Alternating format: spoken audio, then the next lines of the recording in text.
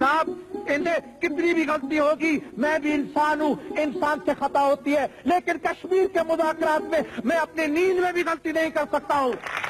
تاریخ کا فیصلہ ہے، یہ میرا فیصلہ نہیں ہے کہ ایسے مسائل، آزادی کے مسائل، حق خود ارادیت کے مسائل، یہ مسائل عوام کرتی، عوام سے ہوتے ہیں۔ یہ فیصلے میرے غریبوں، یہ فیصلے آپ کے ہاتھوں میں ہیں، میرے مزدور بھائیوں، میرے محنت کش عوام، میرے بزرگ دوستوں، یہ فیصلے نہ ذوالفقار علی بھٹو کو کرنے پڑیں گے، نہ اندرا گاندھی کو کرنے پڑیں گے، یہ فیصلے نہ پنڈت کو کرنے پڑیں گے، نہ سردار کو کرنے پڑیں گے، نہ صاحب کو کرنے پڑیں گے، نہ سیٹھ کو کرنے پڑیں گے۔ یہ فیصلے پاکستان اور کشمیر کے غریب عوام کو، غیور عوام کو، بہادر عوام کو فیصلے کرنے پڑیں گے۔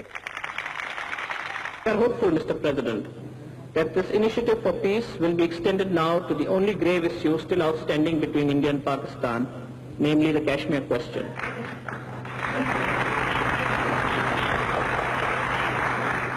It is our most earnest hope that this noble precedent will give rise to a new spirit in the relations between Pakistan and India and lead to the settlement of this problem of problems of our vast. Stories are beginning to trickle out which give us some idea of the extreme measures employed by India to wreak vengeance upon the people of Jammu and Kashmir. A dispatch by the special correspondent of the Paris daily La Figaro contains the following account of his meetings with some of those who have escaped the Indian terror. And I quote, "An angry young man grabbed my arm and told me the story of his village, Mandi, somewhere in the vicinity of Punch. Indians have cut off the breasts of our girls and held them up by saying, 'Here is your Pakistan.' 7 members of my family have been taken by the soldiers and butchered." He went on with tears in his eyes. Another man interrupted. "They locked people in their houses and set fire at them. The whole village has been burned." اگر کشمیر کے مسئلے کو حل کرنا ہے تو پھر کشمیر کے عوام کو یہ فیصلہ کرنا چاہیے۔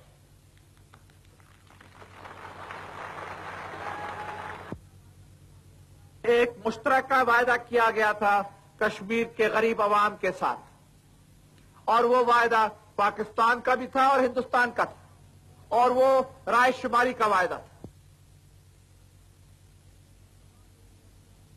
کہنے کی تو بات ایک رہتی ہے، حقیقت دوسری ہے، تو پھر کتنا بھی ہم کہیں کہ وہ حقیقت سے ہم نہیں بھاگ سکتے ہیں۔ یہ حقیقت نہیں ہے کہ مقبوضہ کشمیر کے لوگ پاکستان سے ملنا چاہتے ہیں، یہ حقیقت نہیں ہے۔ آزادی کے فیصلے پر اور مستقبل کے تقریر پر رائے شماری لی جاتی ہے، انتخابات نہیں ہوتے ہیں۔ کیسے کشمیر کی حکومت، ہندوستان کی حکومت کہتی ہے کہ 3 انتخابات اور 4 انتخابات ہوئے تو کشمیر کے عوام نے فیصلہ کیا ہے۔ کہاں کشمیر کے عوام سے یہ سوال پوچھا گیا ہے؟ کہاں کشمیر کے عوام سے یہ واحد سوال پوچھا گیا ہے؟ واحد سوال پوچھنا ہے، ایک ہی سوال پوچھنا ہے، اور اس واحد سوال کا جواب دینا ہے کہ کیا آپ پاکستان میں جانا چاہتے ہو، کیا آپ ہندوستان میں رہنا چاہتے ہو۔ یہ ہوتا ہے رائے شماری۔ ہندوستان نے 2 وعدے کیے تھے کشمیر کے عوام کے ساتھ، ایک تھا حق خود ارادی کا، دوسرا تھا خود مختاری کا۔ لیکن میں کیا کہوں، پہلے تو انہوں نے حق خود ارادیت کی باتیں کر کے کہا کہ ہم آپ کو خود مختاری دیں گے، تو ایسے بیچارے کوئی ہمارے لیڈر تھے، انہوں نے قبول کر لی ان کی بات۔